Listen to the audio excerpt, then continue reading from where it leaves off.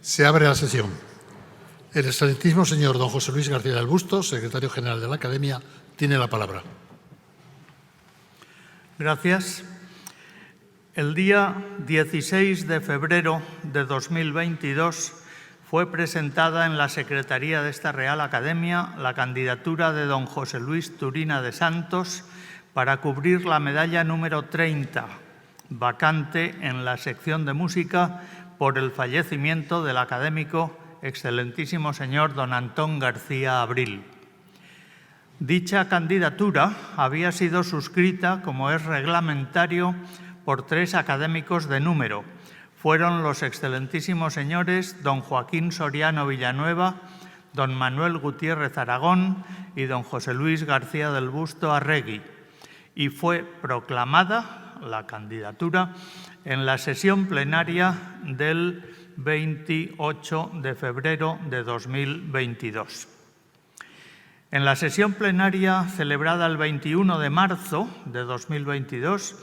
el excelentísimo señor don José Luis García del Busto hizo la laudatio del candidato, exponiendo y glosando los muchos méritos que en él concurren para optar a su ingreso en la Academia. Y en la sesión plenaria extraordinaria, celebrada el 28 de marzo de 2022, se procedió a la votación que dio como resultado la elección de don José Luis Turina como nuevo académico numerario electo de esta corporación. La Real Academia de Bellas Artes de San Fernando celebra hoy esta sesión extraordinaria pública y solemne para recibir como académico numerario de esta corporación en la sección de música a don José Luis Turina de Santos. Se ha confiado el preceptivo discurso de contestación al excelentísimo señor don José Ramón Encinar Martínez. Acompañarán hasta el estrado al recipiendario los excelentísimos señores don Joaquín Soriano y la excelentísima señora doña Isabel Muñoz. Madrid, 23 de abril de 2023. Los excelentísimos señores don Joaquín Soriano y doña Isabel Muñoz acompañan al recipiendario hasta el estrado.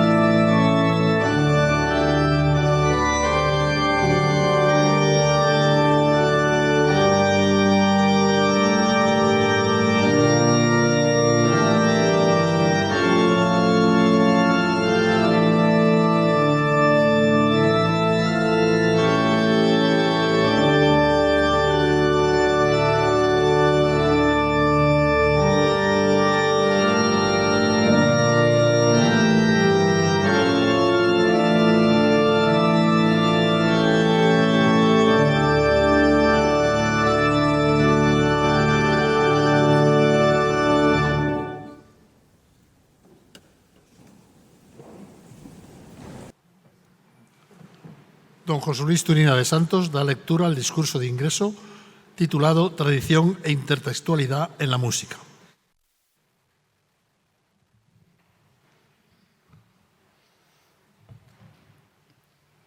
Señoras académicas,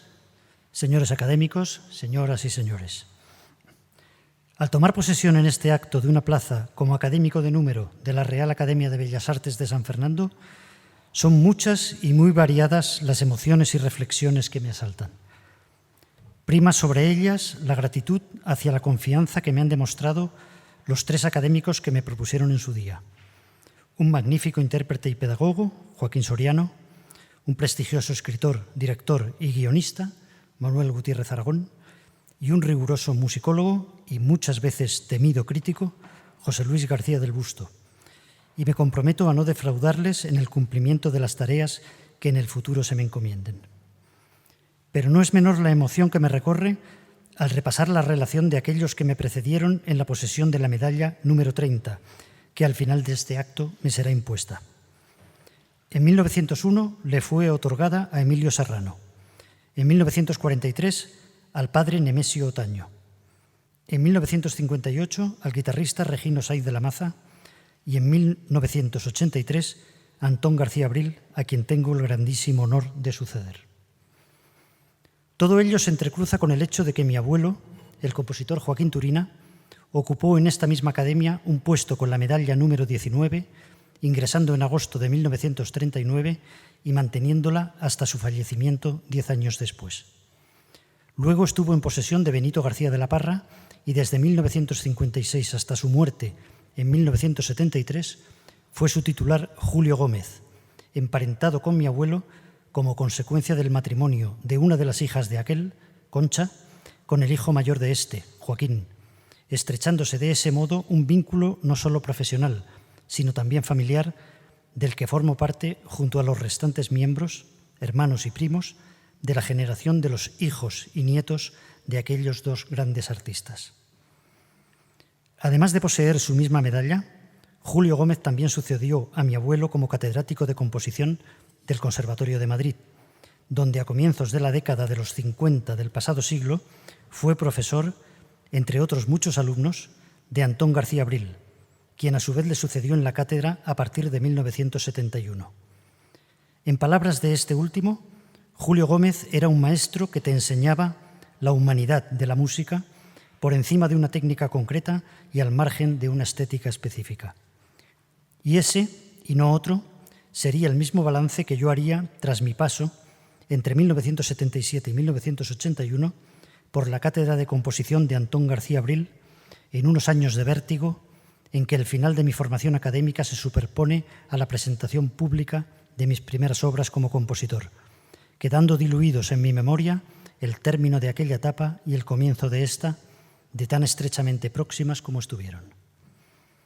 Antón García Abril fue un gran maestro que en unas pocas sesiones iniciales sabía detectar muy bien el potencial de todos y cada uno de los alumnos que tenía ante él y, en cierto modo, adecuaba el rigor de su enseñanza a las particularidades, exigencias y objetivos de cada uno de ellos. Tal vez no enseñaba, como él decía de don Julio, la humanidad de la música, pero sí lo hacía con humanidad, dotando a sus clases de un trato tan personal como personalizado en función de cada uno de sus destinatarios. Finalizados mis estudios académicos y tras el paréntesis de 4 años como profesor del Conservatorio de Cuenca, a partir de 1985 pasamos a ser compañeros del claustro de profesores del Real Conservatorio Superior de Música de Madrid, y ello junto a muchas actividades que ya como colegas compartimos, conciertos, entrevistas, charlas y mesas redondas, jurados en varios concursos de composición, permitió que se fueran sentando las bases de una buena amistad y de una excelente cordialidad profesional, mantenidas ambas hasta que la pandemia nos incomunicó físicamente y desgraciadamente terminó con su vida el 17 de marzo de 2021. Dada la importancia y amplia divulgación de su ingente obra, no creo necesario tratar con más detalle su figura como compositor de tantas y tan diversas facetas. Por eso he preferido centrarme en el recuerdo que tengo de él como persona y destacar de manera muy especial las últimas ocasiones en que tuvimos un contacto muy estrecho. Se dieron todas ellas en el entorno de la Joven Orquesta Nacional de España, de la que fui director artístico desde febrero de 2001 hasta marzo de 2020, y en la que contamos con la presencia de Antón García Abril como compositor invitado en 3 ocasiones, en las que fui testigo de primera mano de lo mucho que le ilusionaba poder vivir una estrecha convivencia de unos días con los integrantes de la orquesta, supervisando los ensayos, charlando con los intérpretes y compartiendo al final un éxito siempre grande gracias al talento de los jóvenes, al valor intrínseco de sus obras y a la estrecha sintonía que en unos pocos días se generaba entre los músicos y él. Por todas esas razones, leer ahora este discurso de ingreso desde el mismo lugar en que hace casi 30 años le oí leer su defensa de la melodía con que tomó posesión de la medalla número 30 de esta Real Academia, es para mí un altísimo honor, lleno además de recuerdos, emoción y profundo cariño a su memoria. De la infinidad de temas en los que podría haber centrado este discurso, he optado por el que sin duda versaría mi tesis doctoral si en una improbable ocasión futura llegara a escribirla, y por eso me parece adecuado tratarlo en este acto. Como si se tratara de cualquier proceso creativo, este discurso ha surgido bajo el impulso de una necesidad de autoexorcismo, de liberar mediante su redacción algunos recuerdos y obsesiones que me perseguían de antiguo y a los que solo podía poner fin el hecho de plasmarlos por escrito. Son muchos los que me acompañan, pero aquí me ocuparé solamente de dos, y para hacerlo cabalmente debo remontarme a una fecha tan lejana como junio o julio de 1963 o 1964, en torno a mis 11 o 12 años de edad, cuando una mañana, regresando con mi padre a la casa familiar del número 7 de la calle de Alfonso XI, de vuelta de un paseo por el Retiro, al pasar junto a la fachada derecha del casón, mi padre, señalándome hacia la parte superior del edificio, me dijo: «Fíjate en lo que pone ahí». Alcé la vista y leí en el friso sobre las ventanas de la primera planta: «Todo lo que no es tradición es plagio». Yo tenía entonces apenas 12 años. No sabía que el autor de aquella frase era Eugenio d'Ors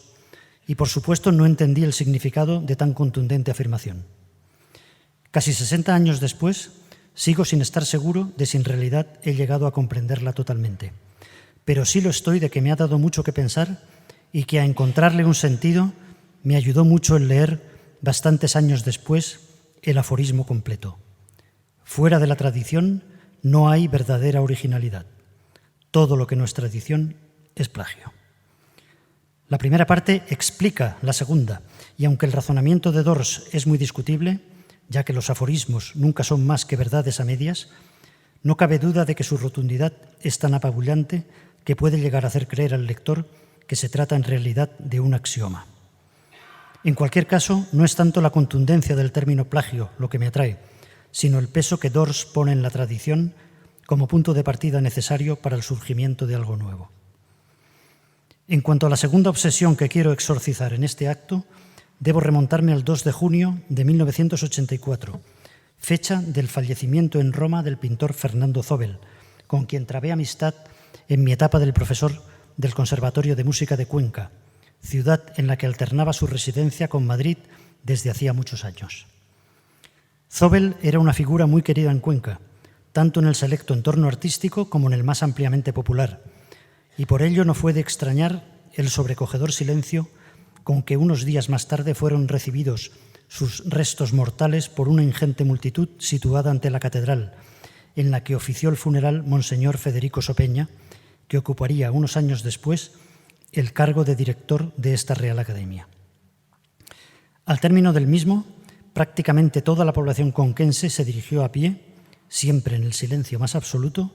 hasta el cementerio de San Isidro, donde fue enterrado en un espectacular entorno sobre la hoz del río Júcar. Mientras se cerraba la lápida de la tumba, el padre Sopeña me dijo al oído, no sin cierto humor negro: «¡Qué sitio para resucitar!». Tan solo unos días antes, la dirección de la Semana de Música Religiosa de Cuenca me había encomendado la composición de la obra en cargo para la edición del año siguiente, la número 24 del festival. Y fue precisamente durante la procesión que acompañó a pie los restos mortales de Fernando Zóbel al cementerio de San Isidro cuando surgió el germen de la obra en la que iba a trabajar durante los meses siguientes. Una misa de requiem que finalmente acabó llevando el título de Exequias in memoriam Fernando Zóbel y cuyo último movimiento, tras los 6 habituales, fue una procesión al cementerio. Exequias fue escrita para un coro de 20 voces y una pequeña orquesta de 25 instrumentistas. Cada uno de los movimientos iba precedido por el canto litúrgico gregoriano de la Misa de Difuntos, que posteriormente era glosado de forma unas veces puramente instrumental y otras con intervenciones del coro mixto, estando presente de forma tanto explícita como implícita a lo largo de toda la obra. El estreno, celebrado el miércoles santo 3 de abril de 1985 en la antigua iglesia de San Miguel de Cuenca, en una gran versión dirigida por José Ramón Encinar, tuvo un gran éxito de público, así como de crítica en los medios más importantes del momento. Pero a los pocos días me llegaron ecos de una crítica divulgada en un entorno muy especializado, casi reducido al ámbito del propio festival. Para su autor, Exequias no era otra cosa que un pastiche, bien elaborado en virtud de sus valores técnicos, pero un pastiche al fin y al cabo. Un pastiche. El mazazo fue terrible. En ese momento el término tenía para mí toda la carga peyorativa de que se ha imbuido a lo largo de décadas y ninguna de sus virtudes, y era esa sin duda la intención del crítico al calificarla así. Durante mucho tiempo viví obsesionado por esa idea, que debido a mi falta de experiencia y de seguridad en mí mismo, llenaba de serias dudas la validez de mi posición estética y con ello la de la música que había compuesto y la mucha que me quedaba por componer. Escrita con apenas 32 años, Exequias era sin duda mi obra de más ambiciosa envergadura, si bien otras de dimensiones más reducidas no habían supuesto un esfuerzo menor. Y en ellas había glosado también elementos del pasado. ¿Serían también un pastiche? De repente todo lo que había hecho hasta entonces se tambaleaba, hasta el punto de llegar a considerar si debía dar un giro radical a mis creencias estéticas, ya que no dejar de componer. Pero afortunadamente ese período, aunque intenso, no fue excesivamente largo, y aunque doloroso al principio, me alegro ahora, con la perspectiva del tiempo, de haberlo superado, porque me ayudó a relativizar el entorno que me rodeaba y con ello la posición que debía ocupar en él. Por causa de mi vocación tardía, empecé a estudiar música con 17 años ya cumplidos, cuando a esa edad lo deseable es dar comienzo al grado superior de estos estudios. Me tocó iniciarme como compositor en un momento de plena posmodernidad, en que quedó abierto un resquicio por el que pronto se colaron los conceptos de nostalgia y melancolía proscritos hasta ese momento y que permitió la vuelta en la creación artística a una cierta humanización, por seguir el símil de Ortega, y la música no había de ser una excepción. Tras escuchar repetidamente la grabación de mi obra y buscarle todos los pies estéticos posibles, no tardé en preguntarme si el problema ante la crítica que me afeaba haber compuesto un pastiche estaba en realidad en mi música o había que buscarlo más bien en una serie de prejuicios acumulados sobre ese término. Poco más de 2 siglos antes, el pastiche era una práctica habitual, consagrada por el uso e incluso exigida por un público que lo único que pedía a los compositores era que hilvanaran un espectáculo cuya acción y cuya música les permitieran disfrutar de sus cantantes favoritos, sin importarles demasiado la procedencia y la autoría de lo que cantaban. Producto de ello son, como ejemplo, más de una docena de títulos de óperas pastiche firmadas por Händel, en un género que cayó luego en desuso, no tardando el término en adquirir las connotaciones peyorativas con que se emplea cuando se critica con él el uso de elementos extemporáneos o de procedencia diferente a la de un acto creativo original por parte de quien trabaja con ellos para realizar una obra enteramente nueva, pero en la que se dan cita elementos reconocibles de la tradición popular oculta, en lo que constituye una forma de reconocer su importancia, confiriéndoles posteridad por medio de su inserción en obras más tardías. Hasta la Real Academia Española parece abundar en ese carácter peyorativo del término, cuando en su primera acepción define el pastiche como una imitación o plagio, asimilando de ese modo ambos conceptos y sin dejar que transpire un mínimo de nobleza en su uso como procedimiento creativo, que es como he querido asumirlo en gran parte de mi obra posterior, con pleno convencimiento de estar haciendo lo correcto al utilizarlo de forma que siempre tuviera y le diera un sentido válido a la obra así compuesta. Es la misma línea estética en la que en la segunda década del pasado siglo se inició en España un nuevo nacionalismo de origen culto, no popular, de la mano de Manuel de Falla, quien, siguiendo el camino intuido por Pedrell,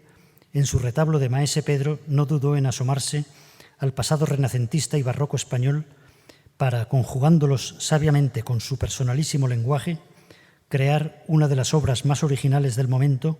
y abrir con ello la puerta a una práctica, la de la utilización de la tradición culta, que desde entonces no ha cesado de darse en la composición española y de forma paralela en la del resto del mundo. Recuérdese que el retablo coincide en el tiempo con Pulcinella de Stravinsky. De ese modo, Guerrero, Correa de Araujo, Cabanilles, con cuya música se abría este acto, Mudarra, Victoria, Bruna, Soler, Scarlatti, Boccherini, se han convertido en compañeros de viaje de varias generaciones de compositores españoles, entre los cuales me incluyo, que a lo largo de los últimos 100 años han cultivado esporádicamente lo que ahora llamamos eufemísticamente borrowing, camuflando con el término inglés todas las connotaciones peyorativas de las que el vocablo pastiche se ha ido cargando durante décadas. Borrowing, préstamo en castellano, es, qué duda cabe, una palabra que está llamada a tener un gran éxito, tanto porque al ser su uso muy reciente no ha tenido tiempo de contaminarse de desprestigio, como porque, aunque inicialmente reservada al campo de la literatura, resulta perfectamente aplicable a un contexto más amplio. Al igual que el término inglés procede en origen de la práctica lingüística por medio de la cual se toman prestadas palabras de otra lengua para emplearlas en la propia, es muy frecuente en la historia de la literatura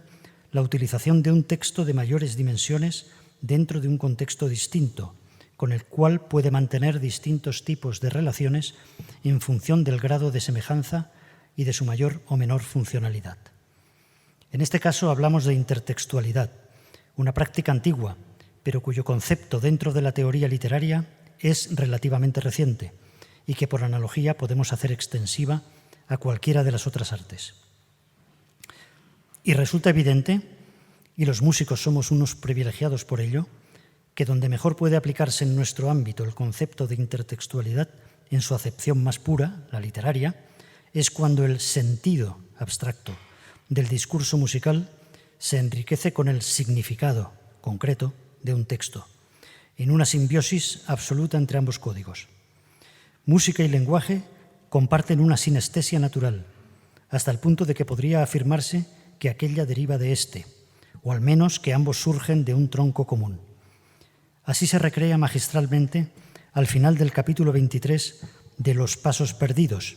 en el que Alejo Carpentier pone en boca del musicólogo cubano protagonista de su novela la mejor descripción que conozco sobre el origen mítico de la música.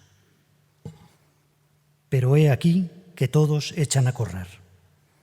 Detrás de mí acaban de tender el cuerpo hinchado y negro de un cazador mordido por un crótalo. El hechicero comienza a sacudir una calabaza llena de gravilla para tratar de ahuyentar a los mandatarios de la muerte. Hay un silencio ritual y en la gran selva que se llena de espantos nocturnos surge la palabra. Una palabra que es ya más que palabra. Una palabra que imita la voz de quien dice y también la que se atribuye al espíritu que posee el cadáver. Una sale de la garganta del ensalmador, la otra de su vientre. Se alternan, se responden. Hay como portamentos guturales, prolongados en aullidos, sílabas que de pronto se repiten mucho, llegando a crear un ritmo. Hay trinos de súbito cortados por 4 notas que son el embrión de una melodía. Pero luego es el vibrar de la lengua entre los labios, el ronquido hacia adentro, el jadeo a contratiempo sobre la maraca. Es algo situado mucho más allá del lenguaje y que, sin embargo, está muy lejos aún del canto. Algo que ignora la vocalización, pero es ya algo más que palabra. Ante la terquedad de la muerte, que se niega a soltar su presa, la palabra, de pronto, se ablanda y descorazona. En la boca del hechicero estertora y cae convulsivamente el treno, dejándome deslumbrado por la revelación de que acabo de asistir al nacimiento de la música.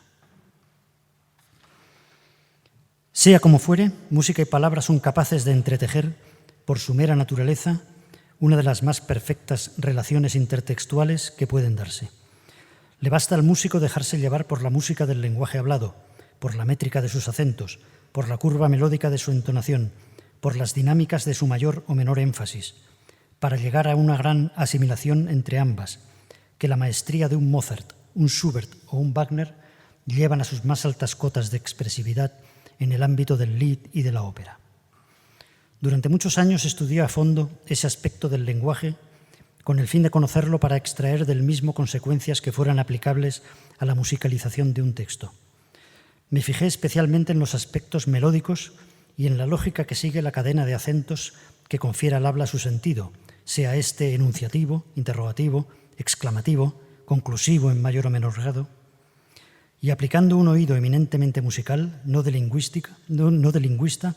creí entender el mecanismo del habla que precede a la emisión de un acento y permite que éste se configure por medios exclusivamente melódicos y en modo alguno rítmicos o de intensidad, como tantas veces se afirma. Conocer ese aspecto microscópico del habla, así como el macroscópico de la sucesión entonativa en función del sentido del discurso, me permitió sacar del mismo una serie de consecuencias que, respetando las líneas melódicas maestras del texto, permitieran su manipulación controlada con fines artísticos, de modo que el habla y el canto se potenciaran mutuamente. He compuesto muchas obras vocales a lo largo de mi carrera, pero son dos con las que más he disfrutado y las que mejor permiten ilustrar el modelo de intertextualidad que me interesa. La que se da en los propios textos y aquella que resulta como consecuencia de su puesta en música. La primera data de 1992, cuando el Departamento de Lenguas Romances de la Universidad Colgate de Nueva York me encargó una obra para canto y un pequeño grupo de cámara destinada a conmemorar el 5º centenario del descubrimiento de América. El resultado fue un ciclo titulado 3 sonetos, en el que dirigí la mirada a nuestros sin duda más célebres poetas del siglo de oro, Lope de Vega, Góngora y Quevedo, hasta encontrar un texto de cada uno de ellos que me asombraron por su modernidad y que por tanto resultaban especialmente apropiados como base de una obra contemporánea. El primero de los sonetos, de Lope de Vega, constituye un ejemplo perfecto de pastiche absoluto, por cuanto en él no hay ni un solo verso de Lope, sino que éste, en un alarde de cultura, técnica e ingenio, toma versos diferentes, escritos en castellano, italiano, portugués y latín, procedentes de Horacio, Ariosto, Petrarca, Camoens, Tasso, El Serafino, Boscán y Garcilaso, para hilvanar con ellos un soneto riguroso que él mismo hace suyo al asignarle el número 112 de sus rimas de 1602 y cuyas dos últimas estrofas dicen así: Satis beatus unicis sabinis, parlo in rime aspre e di dolcezza ignude, d'este pasado ben que nunca fora. No hay bien que en mal no se convierta y mude, nec prata canis albicant pruinis, la vita fugge e non se arresta un'ora. En este soneto de Lope, que en cierto modo anticipa lo que varios siglos después serán los cadáveres exquisitos de los poetas surrealistas franceses, se cumple escrupulosamente la principal definición que de pastiche da la Real Academia Española: imitación o plagio que consiste en tomar determinados elementos característicos de la obra de un artista y combinarlos de forma que den la impresión de ser una creación independiente. En ese sentido, se ajusta la forma de utilizar las ideas ajenas que un siglo después practicarán con tanto éxito Händel y otros muchos compositores barrocos, y exactamente con la misma despreocupación. La segunda obra a la que antes aludía es mi ópera D.Q. Don Quijote en Barcelona, con libreto de Justo Navarro y a partir de una concepción escénica de la Fura dels Baus. Y en ella se encuentra el mayor número de las muchas y muy variadas experiencias intertextuales que he tenido a lo largo de mi vida profesional. Además de las contenidas en el propio libreto, que cae con tanta frecuencia en la parodia de El Quijote, como El Quijote lo hace con los libros de caballerías, cuya lectura acaba por volver loco al protagonista, se insertan en la música citas y giros en los que el oyente cultivado reconocerá sin problemas ráfagas y fragmentos procedentes de Tristán y Isolda, Parsifal, El oro del Rin, Las bodas de Fígaro, Madame Butterfly e incluso del retablo de Maese Pedro, con una intención paródica, pero también como homenaje o reflexión sobre la ópera en tanto género. Obviamente, no es este el sitio apropiado para hablar de todo ese tratamiento intertextual, pero no quiero dejar sin recordar la que sin duda constituyó para mí la experiencia más interesante, o tal vez el adjetivo más apropiado sería curiosa, por cuanto solo conocía de su existencia, porque me habló de ella José Bergamín una tarde de agosto de 1979, cuando le visité en su domicilio de la Plaza de Oriente con el fin de pedirle permiso para utilizar un poema suyo en mi obra para voz y piano, Epílogo del Misterio. No recuerdo ahora bien en qué contexto, pero en la más que amena conversación que siguió a la firma de la autorización, me contó algunas cosas que llamaron poderosamente mi atención, y una de ellas fue la referida a los monstruos o textos falsos con que el compositor indica al libretista la disposición de palabras y acentos que, una vez sustituidos por el texto definitivo, pasa a acoplarse a una melodía previamente compuesta como letra definitiva del cantable. Y si bien en aquel verano de 1979 la charla con Bergamín me resultó tan amena como instructiva, nunca llegué a pensar que unos años después, casi 20, también yo viviría muy de cerca una experiencia similar. En el verano de 1998 había terminado ya la composición del primer acto de Decoux, que habría de subir al escenario del Gran Teatro del Liceo de Barcelona en octubre del año 2000. A lo largo de ese primer acto, situado en un futuro muy lejano, Don Quijote es adquirido en una casa de subastas de Ginebra por un multimillonario de Hong Kong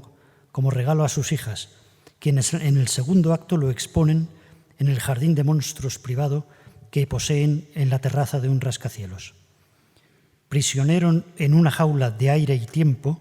que acabó siendo la estructura de un cepelín en la fabulosa escenografía del malogrado Enric Miralles,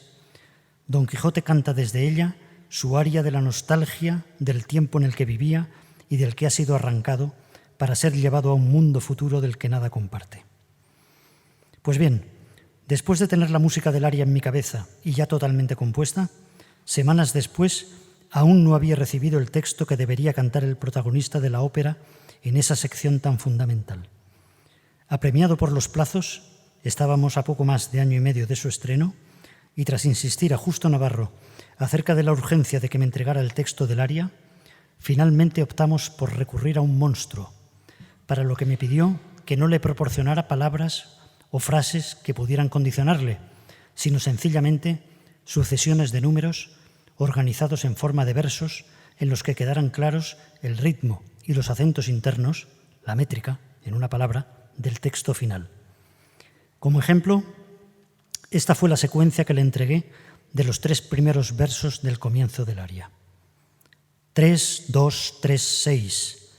3, 14, 16, 32. Secuencia que acabó adoptando la siguiente traslación poética. Yo sé quién soy y no soy quien quiero ser, y lo sé. En donde, como puede verse, está contenida toda la personalidad de Don Quijote, que no es otra cosa que un ejemplo viviente de intertextualidad, a través de la inserción en el libreto por parte de Justo Navarro de una variación de la respuesta que el protagonista de la novela de Cervantes da en el capítulo 5 de la primera parte al labrador que le ayuda a levantarse tras el apaleamiento que recibe por parte del mozo de mulas al final del capítulo anterior. Yo sé quién soy y sé que puedo ser no solo los que he dicho, sino todos los 12 pares de Francia, etcétera, etcétera. Y para cuya música opté por un lenguaje más tradicional enfrentado al más contemporáneo de los personajes del siglo XXI en que se desarrolla la acción. Esta muestra de mi obra vocal es mínima, como corresponde a esta sesión, pero espero que sea suficientemente elocuente del espíritu que me anima a la hora de escoger el texto apropiado para su puesta en música y de qué modo literatura y música pueden llegar a tejer poderosas relaciones intertextuales en cuanto a la lógica de sus discursos,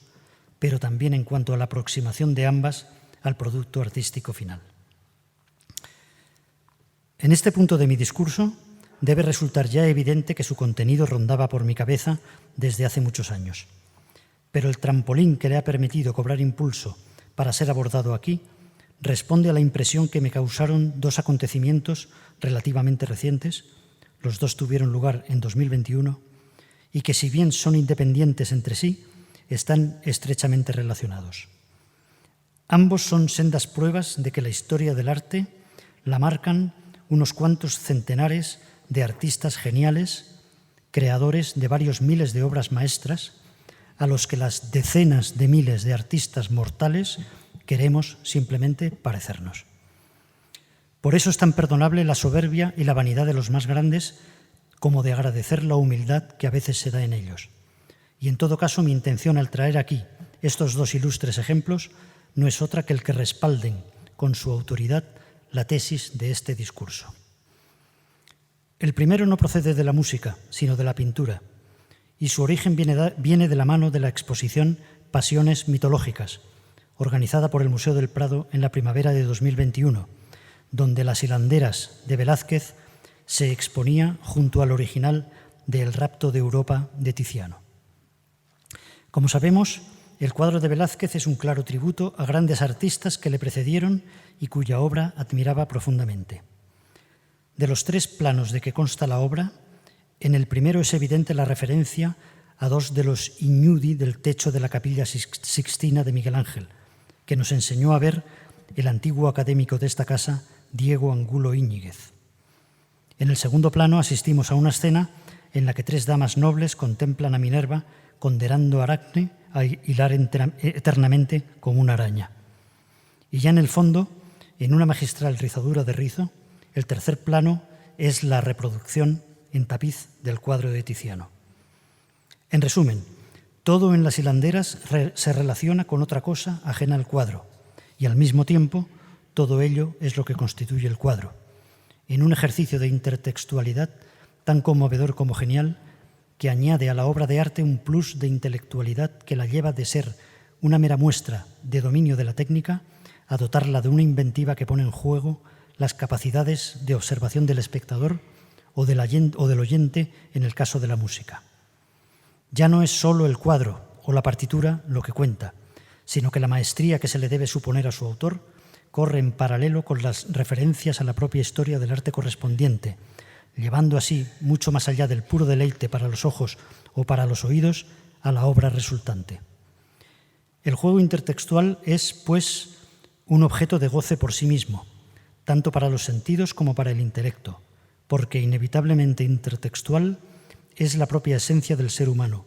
que hereda, hace suyos y transmite siglos de historia, tradición y cultura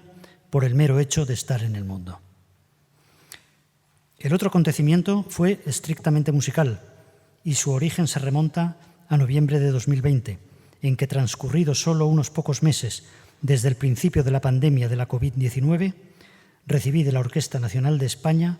el encargo de realizar una versión para orquesta reducida de la Sinfonía número 2, la Sinfonía Resurrección de Gustav Mahler, con el fin de que fuera interpretada en octubre de 2021 en el concierto conmemorativo del 50 aniversario de la presentación del Coro Nacional de España en octubre de 1971, con esa misma obra y junto a la Orquesta Nacional, dirigidos por su entonces titular, Rafael Frübeck de Burgos. No voy a hablar aquí de detalles de mi trabajo de reorquestación de la Sinfonía de Mahler, que no fue otro que reescribir para 55 músicos una obra pensada para 110, con el fin de que pudiera ser ejecutada cumpliendo con los protocolos de seguridad y de distancia entre los músicos entonces exigidos, pero sí de algo que me llamó mucho la atención al documentarme sobre la misma antes de abordar la tarea. Y es que, como tantas veces sucede en cualquier clase de arte, pese a su abrumadora contundencia y a su asombroso sentido unitario, la composición de la Sinfonía número 2 no surgió de un único trazo creativo, sino de varios impulsos dispersos y bastante separados en el tiempo. Sabemos que Mahler escribió el primer movimiento en 1888 y que, una vez concluido, fue publicado e interpretado como un poema sinfónico titulado Celebración de la Muerte. No pasó a formar parte del proyecto de una nueva sinfonía hasta 1893, terminando en unos meses los 3 movimientos centrales y completándose la obra al año siguiente con un movimiento sinfónico coral concebido bajo la influencia de la escucha durante el funeral de Hans von Bülow de un coral que llevaba como texto el poema Resucitar de Friedrich Klopstock, del que Mahler toma para su sinfonía las 2 primeras de sus 5 estrofas, completándolo con un emotivo texto propio en una colaboración literaria tan curiosa como poco habitual. Análogamente, el arco que va desde la música fúnebre del primer movimiento a la apoteosis de la resurrección final no sigue un desarrollo creativo tan lógico como podría esperarse, dada la disparidad de los 3 movimientos centrales que simbolizan los aspectos positivos y negativos de la vida. Al Ländler del segundo le sigue un scherzo en el que Mahler utiliza la parte de piano del Lied El sermón de Antonio de Padua a los peces, que como el cuarto, Luz primordial, proceden del ciclo de Lieder basados en textos de la colección de cantos y poemas alemanes antiguos de Knaben Wunderhorn, sobre los que Mahler compuso sus ciclos del mismo título para voz y piano y para voz y orquesta. La coincidencia de fechas de la composición de estos ciclos con las de las sinfonías segunda, tercera y cuarta lleva a una estrecha interrelación. Luz primordial quedó fuera de ellos para instalarse definitivamente como cuarto movimiento de la segunda sinfonía. El Lied sobre San Antonio perdió su parte vocal y Cantaron 3 ángeles y La vida celestial pasaron a servir de base a los movimientos quinto y cuarto, respectivamente, de las sinfonías tercera y cuarta. Si a eso se añade la cita casi literal al final del scherzo de los 4 últimos compases del Lied al son de flautas y violines del ciclo Amor de poeta de Robert Schumann, está claro que la música de Mahler representa un claro ejemplo de intertextualidad a través del uso de elementos tanto ajenos como propios, así como de ausencia de prejuicios ante el mito del carácter sagrado e inviolable de la obra de arte. Mahler compone, pero también desguaza, recorta y superpone músicas propias y ajenas, modificando a su mejor conveniencia obras anteriores que, aunque concebidas con una intención concreta, pasan a ocupar un nuevo lugar en la producción general del compositor. Pero lo más llamativo es que varias décadas después, el italiano Luciano Berio tomara prestado el scherzo de la Sinfonía Resurrección para, utilizándolo a modo de contenedor, crear a partir del mismo el fabuloso collage que constituye el tercer movimiento de su Sinfonía de 1968, en el que sobre la música de Mahler se superponen, sin orden aparente, citas musicales de muy diversa procedencia.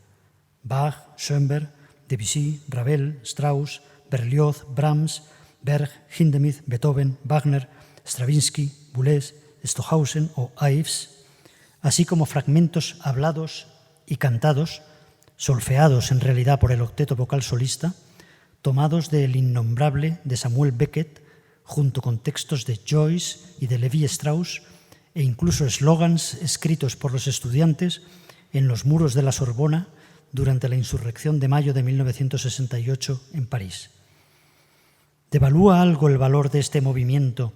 el hecho de haber utilizado el procedimiento de recortar de aquí y allá y pegar esos fragmentos sobre una música ajena? A mi modo de ver, en absoluto,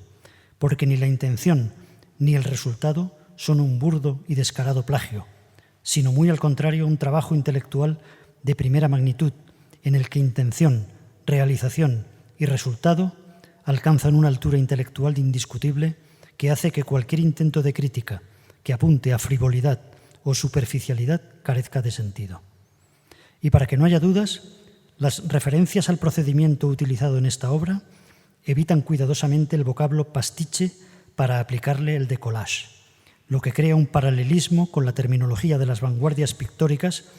que otorga a la música así compuesta un prestigio adicional. Como Velázquez en Las hilanderas, como hará Händel unas décadas más tarde y actuarán Mahler y Berio más de 2 siglos después, la inclusión en la propia de la obra ajena es una constante en la historia del arte, porque sin duda también lo es en la forma de pensar y actuar del ser humano. La cita, el borrowing, el collage, el pastiche, son meras formas de intertextualidad, de conversar, como diría Zobel, con nuestra historia, nuestra cultura y nuestra tradición para crear una obra propia y personal,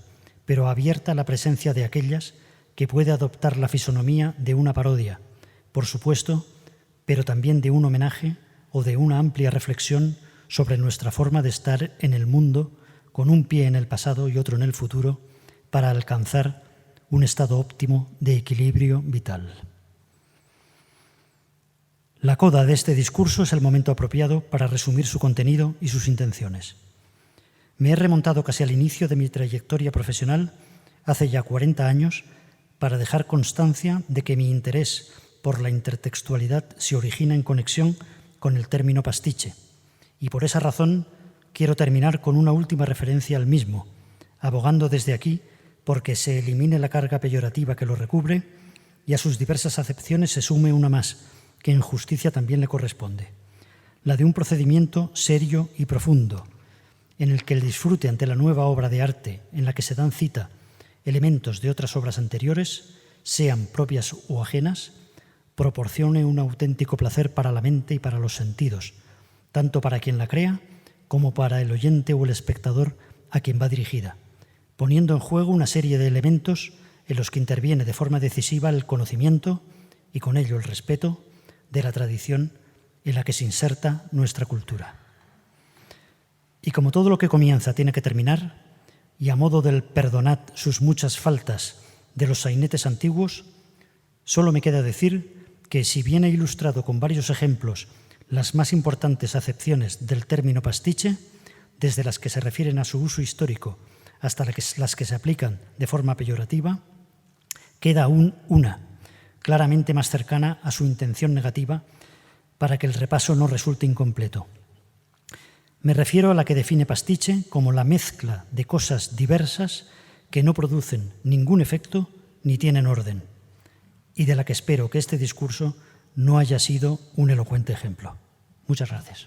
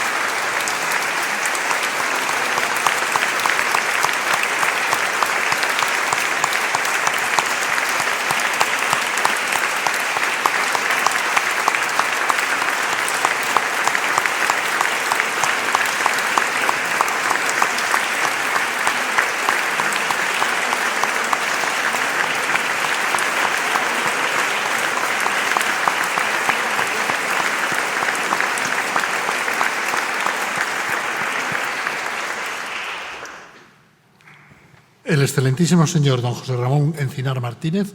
en nombre de la Real Academia, leerá el discurso de contestación.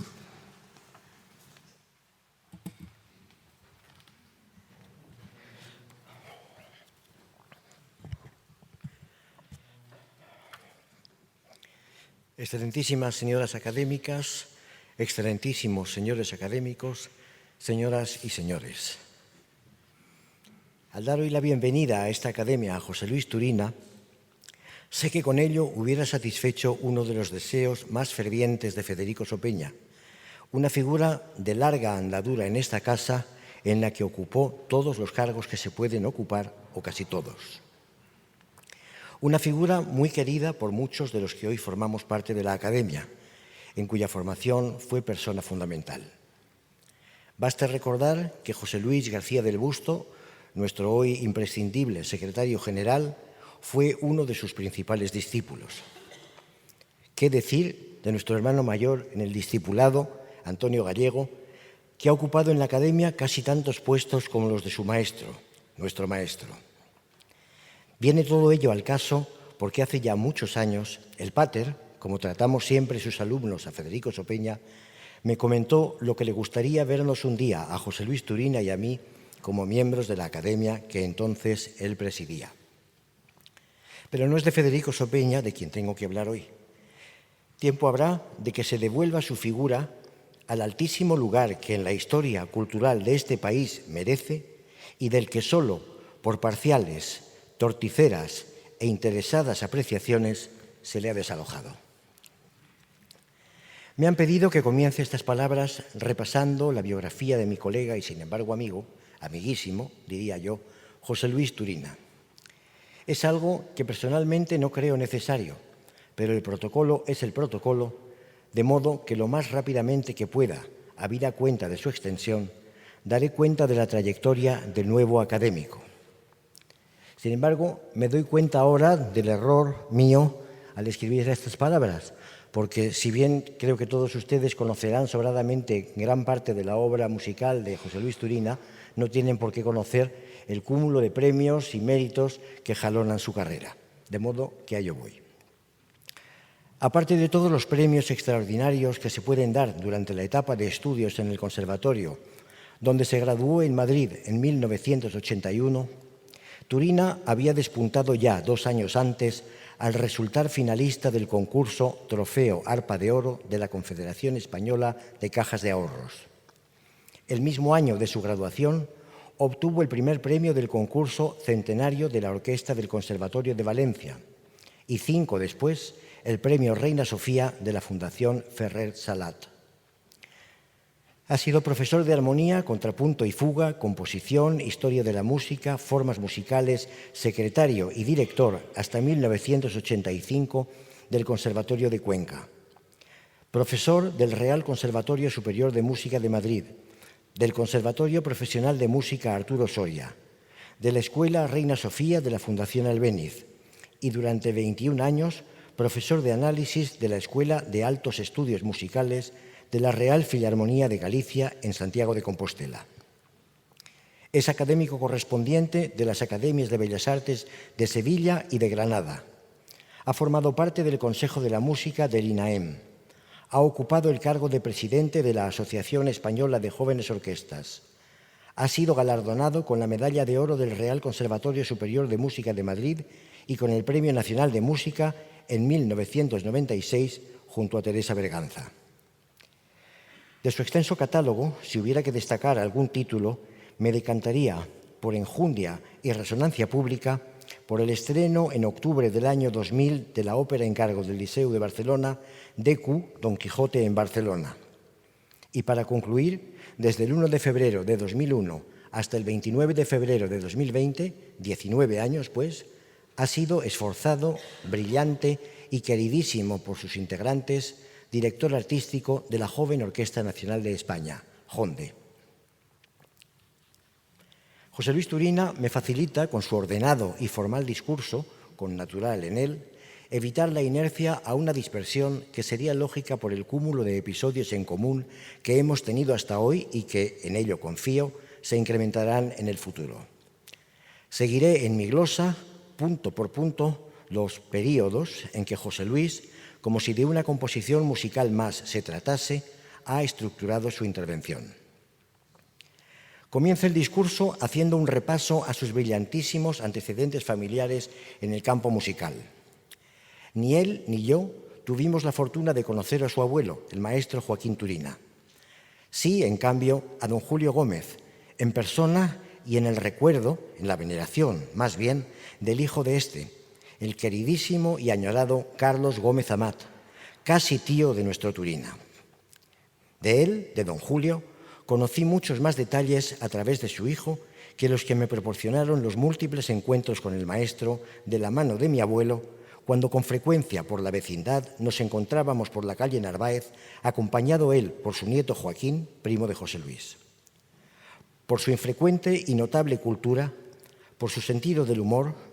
por su apego a la tradición, don Julio se consideraba, en palabras propias, un músico del siglo XIX, creo que muchos rasgos de mi compañero de generación provienen de ese antecedente.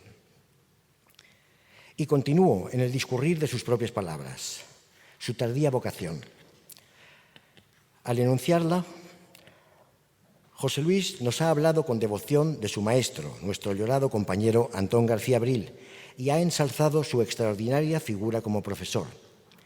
Y aquí va una pequeña revelación íntima. Mucho antes de que la pandemia y su consecuencia redujese dolorosamente nuestra academia, Antón García Abril y yo comentamos la verdadera necesidad de que cuanto antes José Luis Turina se sentase entre nosotros. Qué lejos estaba el maestro de suponer que así iba a ser y, por añadidura, ocupando el antiguo alumno la vacante que él mismo dejaría. José Luis Turina, en sus palabras, da testimonio de que sus últimos pasos como estudiante se solaparon a los primeros como compositor profesional. Todavía recuerdo cómo en su exordio, en el ámbito de aquel ya lejano concurso de composición de la Confederación Española de Cajas de Ahorros, dejó a todos deslumbrados con su Crucifixus para orquesta de cuerda por la madurez, la claridad de ideas y lo que más asombró en su momento, el impresionante dominio técnico de que hacía gala, no ya recién salido de las aulas del conservatorio, sino aún cursando los últimos estudios. Incluso, qué situación increíble, hubo mayores que con absoluta buena intención aventuraron que era tal su maestría del oficio que quizá ese exceso de técnica pudiese arrojar en demasía las dotes creativas del incipiente maestro. Afortunadamente, la experiencia ha demostrado sobradamente que el peligro había sido conjurado desde un principio por el equilibrado conjunto de dotes de nuestro ya compañero. Diría aún algo más concreto. No solo la creatividad estrictamente musical de nuestro compositor ha quedado en evidencia una y mil veces, sino que la muy diversa procedencia de sus estímulos acredita lo que no puede ser de otra manera en un verdadero creador: su permeabilidad a varias áreas del saber, su cultura amplia y exquisita, algo que, por mor de su discreción y modestia, puede pasar inadvertido a más de una persona que no le conozca en proximidad. Nos ha puesto al día de su profundo interés por la lingüística, por ejemplo, aunque él se califique casi de profano en la materia. Qué cerca parece su interés del que desarrolló durante tantos años, con igual finalidad y logros que hoy forman ya parte de la historia de la música, Leos Janáček. En el estudio de la prosodia de su idioma, el checo, Janáček sentó la base compositiva de su considerable obra vocal que, estoy seguro, José Luis ha estudiado en profundidad. Después, nos ha introducido en el extraordinariamente atractivo mundo, su mundo, de la intertextualidad, algo que otros, con igual justicia y un punto más de ensoñación, calificarían de juego de espejos. Y en ese capítulo, José Luis nos ha contado cómo una crítica algo malintencionada le alteró hasta el punto de sumirle en una crisis, supongo que la primera de varias, esas crisis tan necesarias en todo creador, para salir de ella con su criterio felizmente reforzado. ¿Pastiche? Por si no fuese suficiente la honda huella que en la historia de la música ha dejado el pastiche como horma musical, el modo en que supuestamente lo utiliza José Luis Turina da ya suficiente lustre de actualidad a un modo compositivo que no necesita revalorización alguna. Tengo para mí que la música, la composición musical, es fundamentalmente forma, y la maestría con que en ese aspecto se desenvuelva el compositor medirá con justicia su real talento. Nuestro flamante nuevo académico es maestro absoluto en ese campo. Cuando, más allá de utilizar diversas fuentes, diversos procedimientos, como si de una aproximación a la técnica del collage se tratara, caso de sus exequias en memoria de Fernando Zóbel, a la que él mismo se ha referido, recurre a citas textuales con entidad propia como material, como ocurre también en otra de sus obras que nos ha citado, su Fantasía sobre una fantasía de Alonso Mudarra. Y en ese caso ya no hay préstamo, ni mucho menos pastiche. Se trata de paráfrasis extraordinarias en las que, junto a la imaginación, enseñorea un absoluto dominio de la técnica, ya sea formal, orquestal, camerística, vocal o instrumental. Un modo, casi un sistema de trabajo, no tan diferente como se pudiera pensar del ejercido, por poner un ejemplo, por parte de quien fuera su maestro en Roma, Franco Donatoni, en su obra Etwas ruhiger im Ausdruck, sobre un material de Arnold Schoenberg. Vuelvo a mencionar el asombroso oficio de José Luis Turina para abordar ya el último tramo de mi contestación, pues recojo la mención que nos ha hecho del encargo recibido de la Orquesta Nacional de España para realizar una reorquestación reducida a 55 instrumentistas, digamos reducida, a partir de los 110 originales de la partitura de la Segunda Sinfonía de Gustav Mahler. Nada hay de qué extrañarse de que tal encargo recayese precisamente en nuestro compositor, pues una de sus raras habilidades consiste en dominar la orquestación de tal modo que si se lo propone, como en varias ocasiones ha hecho, consigue que un grupo instrumental reducido alcance sonoridad sinfónica, mientras que en otras ha dotado a la masa orquestal de especial transparencia, como ocurre en muchos episodios de su no suficientemente celebrada Don Quijote en Barcelona. Ópera, abro paréntesis, en cuya producción tuvo la buena y la mala suerte de contar con la Fura dels Baus. Buena por la extraordinaria puesta en escena del grupo teatral, de escenografía de Enric Miralles, que nos decía. Mala suerte por la desigualdad mediática existente entre la Fura y el compositor, cuya figura no tuvo el realce que merecía sobradamente. Aprovecho para comentarles que una grabación precisamente de esa reorquestación acaba de salir al mercado en la versión del concierto original de la Orquesta Nacional, dirigida por su titular, el maestro David Afkam. Cierro paréntesis. Contar con la intervención de José Luis Turina es absoluta garantía de éxito en todos los aspectos, muy en especial en el desempeño del oficio. Así, ha tenido encargos tan imaginativos como aparentemente atrevidos, como el que recibió del maestro Jordi Casas de realizar una versión estrictamente coral de la Ritirata Nocturna de Madrid de Luigi Boccherini, página compuesta para quinteto de cuerda y que ha conocido varias versiones orquestales, entre otras la extraordinaria de Luciano Berio para gran orquesta, también la de nuestro colega Jesús Rueda y David del Puerto. De ahí la disparatada propuesta, verdadera boutade, que con motivo de su elección como académico le arrojé a modo de desafío bienhumorado y cariñoso para su ejecución en este acto de ingreso. Realizar una versión para trío de clarinete, violín y piano de la Sinfonía de los 1000 de Gustav Mahler. Como en el discurso al que estas palabras dan contestación, también yo voy a acabar con una coda, destinada a glosar alguna que otra actividad extracompositiva de nuestro protagonista, de considerable importancia por la solidez y por su duración en el tiempo.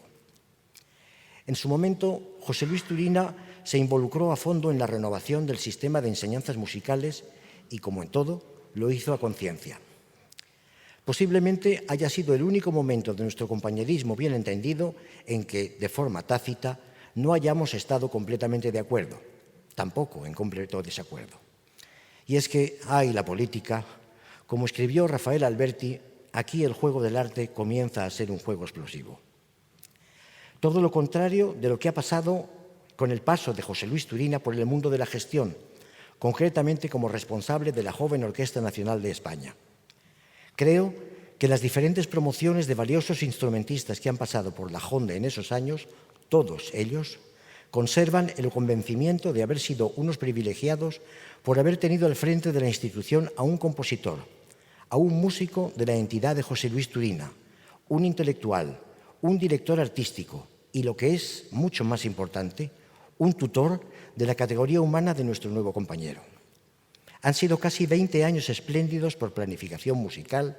cuidado en la organización de los pormenores, entrega personal que sin duda los jóvenes profesores que han pasado por la Jonde, y me consta verdaderamente que así es, no olvidan.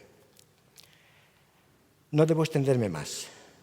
La alegría que me produce el ingreso de José Luis Turina en esta academia es pareja al brillo que su presencia va a aportar a la sección de música de esta casa,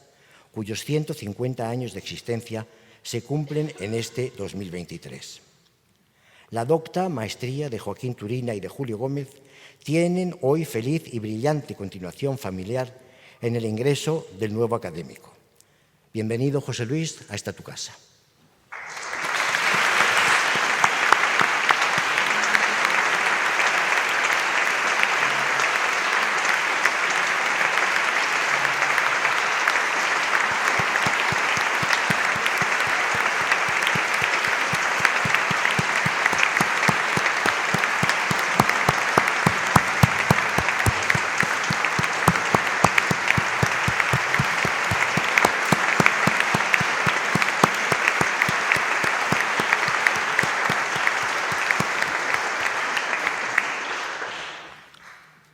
Don José Luis Turina de Santos recibe la medalla y el diploma correspondiente que constituyen el honroso distintivo de esta corporación.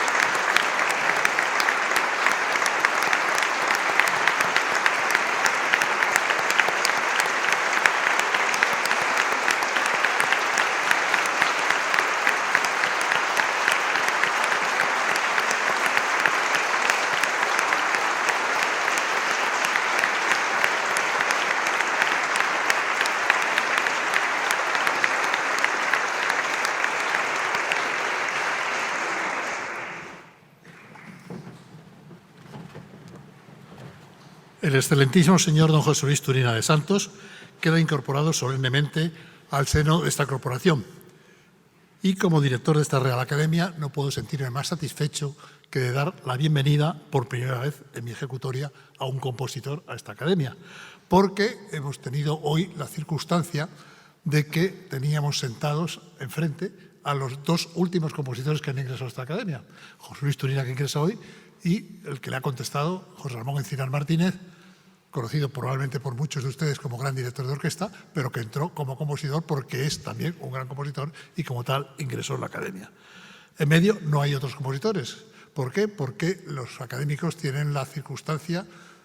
triste, puede ser, de ser inmortales y naturalmente así no hay manera de que haya una vacante. Entonces, José Luis Turina ha tenido que esperar mucho más de lo que se merece para ser académico, que podía haberlo sido muchísimo antes, cuando lo decía el padre Sopeña, como José Ramón lo acaba de evocar. La primera noticia musical, yo conocía la asistencia de José Luis Turina, por supuesto, casi desde que era pequeño, puesto que la aparición de un Turina que quería ser músico, nuestro mundo musical no es tan grande como para que sea desapercibida. Sabía que José Luis Turina existía, que estudiaba música, pero fue la primera obra que escuché, precisamente una que ha citado José Ramón Encinar, cuando todavía era estudiante, que fue Crucifixus. Me acuerdo que estaba yo sentado en el Teatro Real con Carmelo Bernaola, que me dio un codazo, así como él lo hacía, y discretamente, es decir, a voz en cuello, me dijo: «Ojo con Turinita, que es un gran tipo y un gran compositor». Uy, que sí lo era. Crucifixus era una obra muchísimo mejor que la mayoría de las que se tocaban por aquel entonces. Supongo que para Turina, José Luis, en estos momentos representa a lo mejor su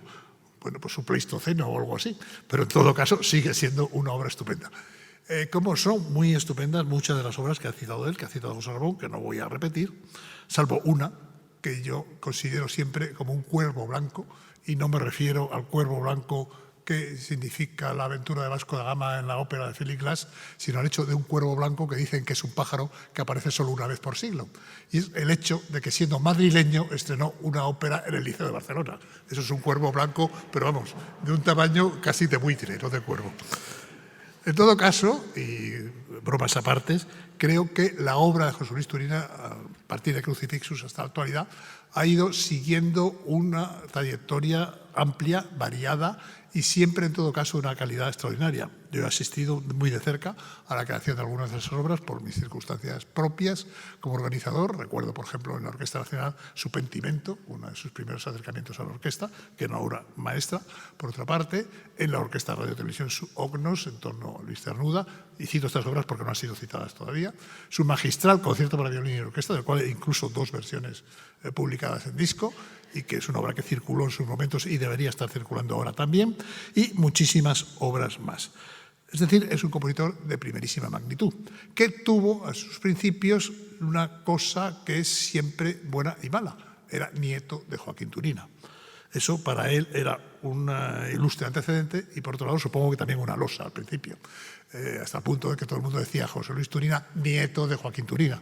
Y el propio Bernaola me dijo una vez: bueno, no te preocupes, que a lo mejor dentro de unos años dicen Joaquín Turina, abuelo de José Luis Turina. Bueno, yo creo que ninguna de las dos cosas ocurre. En la actualidad, Joaquín Turina es Joaquín Turina, José Luis Turina es José Luis Turina. Y son dos grandes maestros que representan dos momentos distintos de la música española con la misma importantísima calidad de primera magnitud. De manera que así queda incorporada una dinastía musical que se funde además con la dinastía de los Gómez, que tiene otros músicos. Yo quiero recordar aquí al hermano de José Luis, Fernando, que es un pianista extraordinario y también otro gestor extraordinario, porque ha sido uno de los mejores directores que ha tenido nunca la Escuela Superior de Canto. Y bueno, pues la dinastía continúa porque luego van a ver a Guillermo Turina, que es hijo de José Luis, tocar una de las obras de su padre. No me quiero extender, pero sí quiero insistir en una cosa que digo siempre cuando entra un nuevo académico, que es que esto es un honor, pero también es una responsabilidad y un trabajo. La academia o la llevamos los académicos o la academia desaparece. Entonces, José Luis, yo tenía una tía abuela que decía que en comunidad no muestres tu habilidad,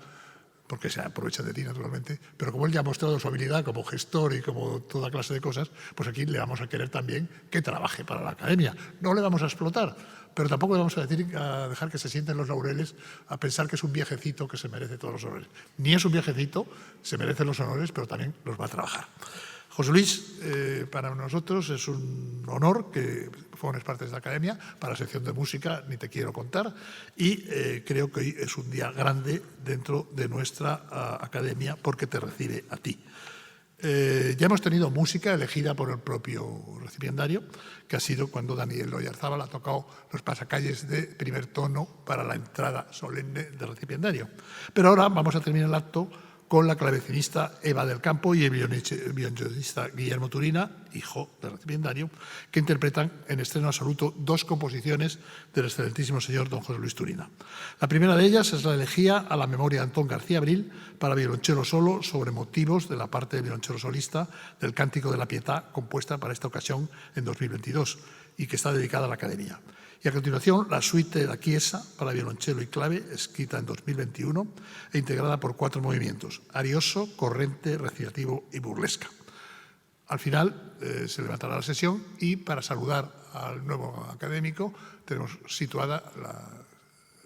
el patio de esculturas, donde además se servirá un vino de honor. Pues escuchemos así esta elegía a la memoria de Antón García Abril y la suite de Chiesa a Eva del Campo y Guillermo Turina.